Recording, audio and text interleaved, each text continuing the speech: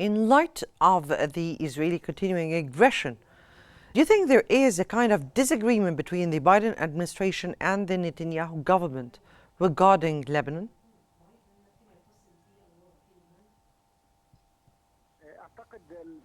Well, I think that this matter is quite clear. There has been a lot of discrepancies and discords between the American administration and the Israeli government, led by the Prime Minister of Israel, Netanyahu. We have seen ever since the war started and ever since the 7th of October events took place that no ceasefire took place, and Israel just keeps on demolishing the infrastructure of Gaza, and they are doing the same thing in Lebanon. And so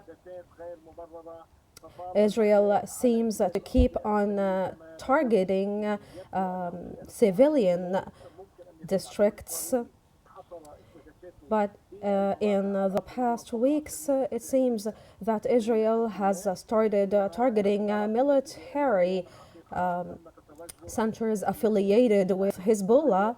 That's true, but recently the Israeli forces have been targeting a lot of infrastructure, and they are not limiting their military operations to military centers affiliated with Hezbollah anymore, which is a huge violation and breach to international humanitarian law and the international law in general. Now, the new Israeli Defense Minister, Israel Katz, said that Israel will not agree to any agreement that does not include the disarmament of Hezbollah. How do we expect Hezbollah's response to such statements?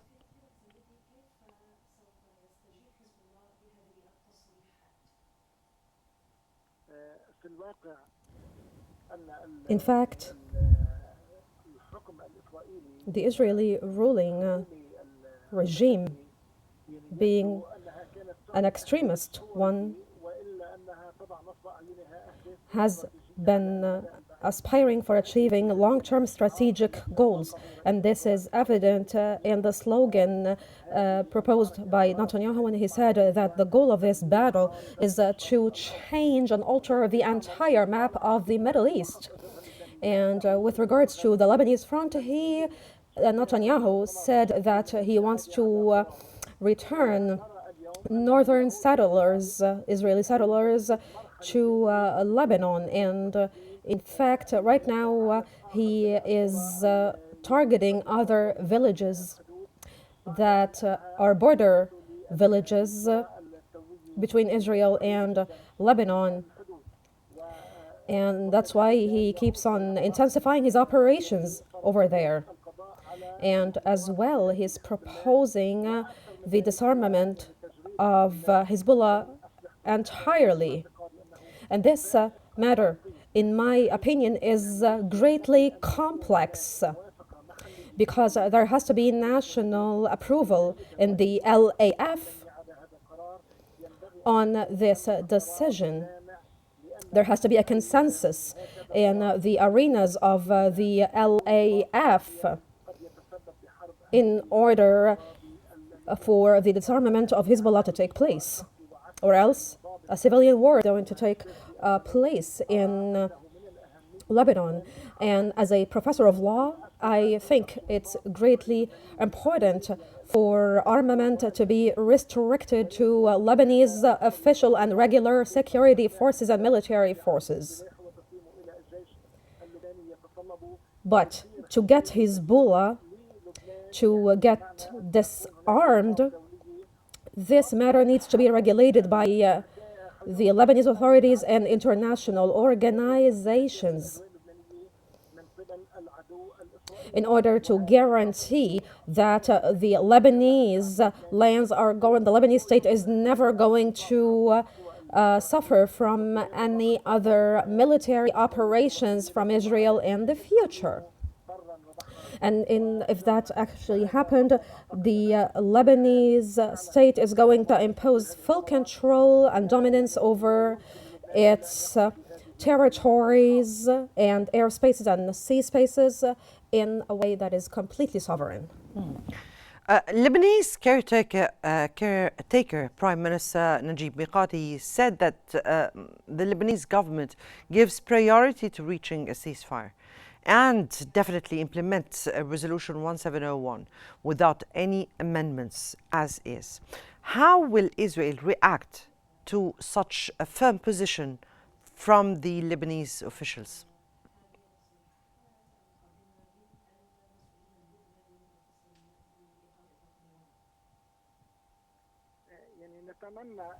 In fact, we hope that Israel is going to approve to bring forth a ceasefire and to bring forth a cessation of hostilities and to succumb to the provisions of the Security Council Resolution number 1701. In fact, the caretaker government led by Mikati and with coordination with the Lebanese Legislative Authority, I think that both authorities have been abiding by the provisions of the resolution number 1701. And now it's Israel's turn to get on board and to succumb to its provisions. And here comes the role of the international community to monitor the Israeli authorities as they abide by these provisions of the Security Council Resolution number 1701. In fact, we have been seeing how Israel is bombing different areas in Syria and Lebanon in a huge breach to this resolution. And as Donald Trump said, this matter requires comprehensive solutions, starting with Iran all the way to Lebanon. And so this means that Hezbollah needs to be disarmed. And we all know that Hezbollah gets armed and gets its arms supply from Iran. And so the international organizations and international community needs to watch and monitor this matter. And if this actually happened, we'll be able to avoid the replication of these practices from the Israeli side. And here in this equation, no half solutions are going to be viable. And for that matter, I aspire to see an international conference take place in which all countries of the world are represented in order to look into this matter. But right now, what Israelis are doing, they are bringing forth new interpretations to the provisions of the Security Council Resolution number 1701 in order to give themselves a pretext to keep on breaching the airspace and the land space of Lebanon. And of course, this contradicts the principles of the state's right to rule over its national territories.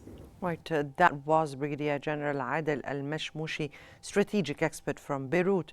Thank you so much for your valuable insights. And now we